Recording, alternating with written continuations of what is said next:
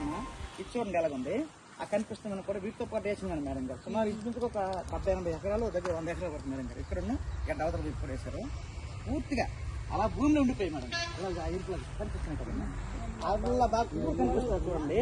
వాటితో పాటుగా అసలు అవ్వాలి అవి కొంచెం నరక ప్రాంతం వల్ల కాపాడగలరు.